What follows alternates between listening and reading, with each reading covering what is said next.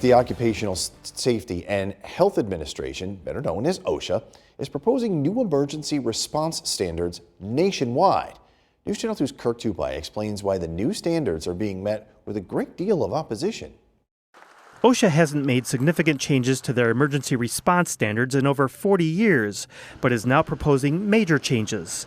Some of the changes include mandatory medical exams, officer training, equipment inspections, and a list of new administrative tasks. Senator Joe Griffo says New York has about 1,700 volunteer fire departments, and the new regulations would put a huge burden on many districts. This is going to add a financial burden at a time when many departments are facing significant challenges.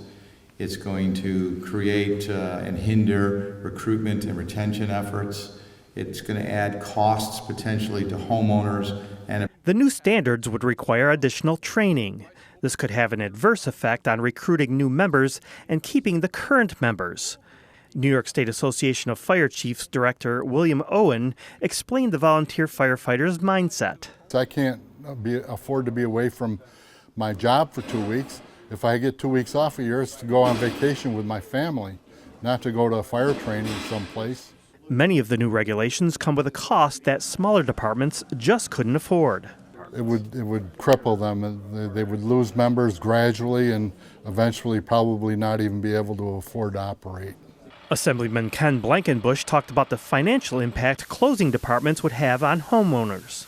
If, in fact, we lose fire departments, do you know what the homeowners are going to experience in that area?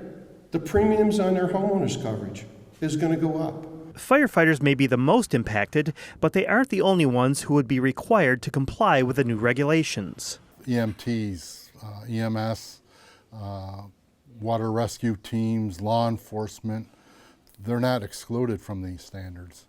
They'll have to have these physicals and physical agility and all the equipment. Tonight at 6, you'll hear how OSHA is responding and how to sign up for the next public hearing. In Deerfield, I'm Kirk Tupai reporting for News Channel 2.